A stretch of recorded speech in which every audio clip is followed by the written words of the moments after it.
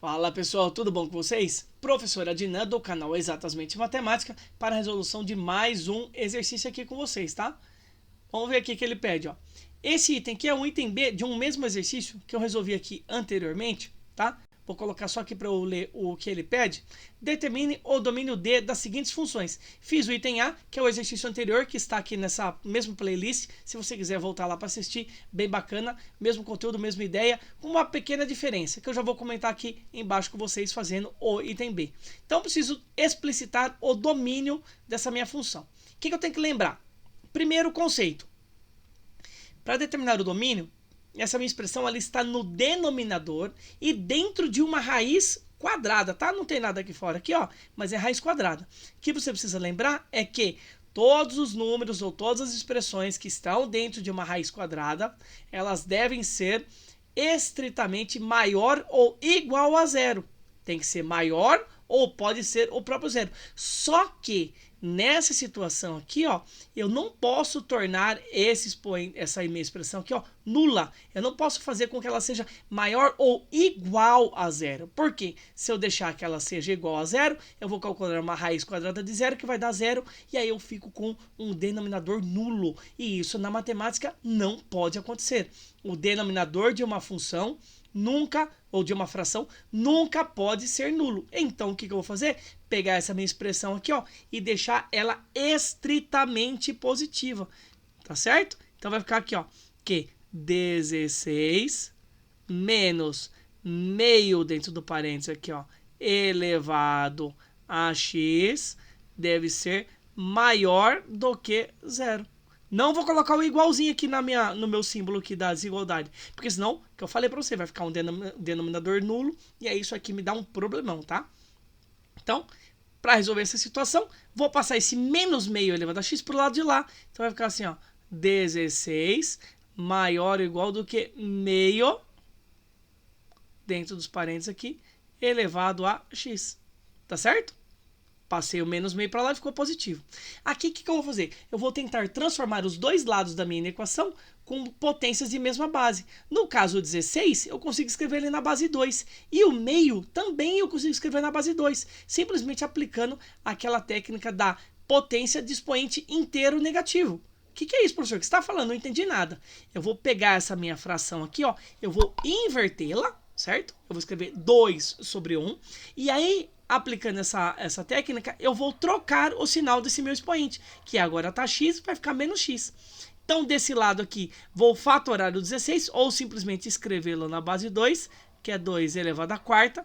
E do lado de cá, eu vou inverter isso daqui, vai ficar 2 sobre 1, ou o próprio 2, aqui elevado a menos x. Tá certo? E agora o que acontece? Ó?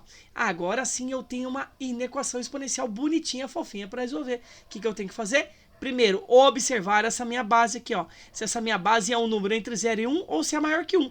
Claramente se observa que isso aqui é um número maior do que 1. É 2, né? 2 é maior que 1. Então você cancela essas bases e na hora que você for comparar os expoentes, você vai manter o sinal da desigualdade. Então vai ficar assim, ó. 4 maior que menos x. Eu quero saber o valor do x, não do menos x. Então eu vou ter que fazer o seguinte, ó.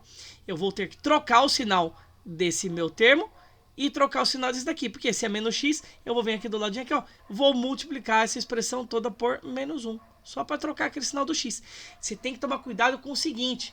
Toda vez que você multiplicar uma desigualdade por um número negativo ou dividi-la por um número negativo, você vai trocar o sinal dos números dos termos das letrinhas aqui, da parte algébrica e da parte numérica, e também você vai inverter a desigualdade, ou seja, vai ficar assim, ó, 4 negativo, tá? Deixa eu voltar aqui, para que ficou meio desenhado o meu 4 aqui, ó. Vai ficar 4, menos 4 na verdade, troquei o sinal dele, menor do que x positivo. E aí é só você ler a expressão daqui para lá, ó. E aí você já vai ter a solução da sua inequação. Copiando aqui, ó, só vou dar uma adiantadinha aqui, ó. X maior do que menos 4. Essa aqui é a expressão que determina o domínio dessa sua função g de x, 10 sobre 16 menos meio elevado a x. Mas, professor, e aquele 10 ali em cima? O que ele está fazendo? Nada. não serve para nada, só para enfeitar, só para te iludir e achar que você tem que fazer alguma coisa com ele. O que você tem que analisar é a expressão que envolve a variável x, é uma expressão que está no denominador e dentro de uma raiz quadrada. E isso daqui deve ser estritamente positivo ou simplesmente maior do que zero. Resolvendo aqui, eu cheguei que o meu x deve ser maior do que menos 4. E aí você vem aqui e você escreve o seu conjunto de solução aqui embaixo. Ó. Solução. Usando a notação do x pertence a R lá, ó. X pertence a R, tá o quê? X é maior do que menos 4. Ou também você pode fazer a notação aqui de maneira geométrica aqui, ó. Eu vou colocar maior que menos 4, então vou ter que ter um espacinho aberto aqui, porque a bolinha é aberta, por ser estritamente maior que menos 4. Aqui está o meu menos 4 e os números estão à frente dele, porque eu descobri que o x é maior do que ele e não posso contar com menos 4. E também você pode fazer essa interpretação aqui usando a notação de parênteses e colchetes. Como o menos 4 não está incluso, então você usa um parênteses do lado dele, menos 4, escreve em direção ao infinito positivo, que é o final dessa minha reta aqui, tá? Ela não acaba aqui onde foi, ó.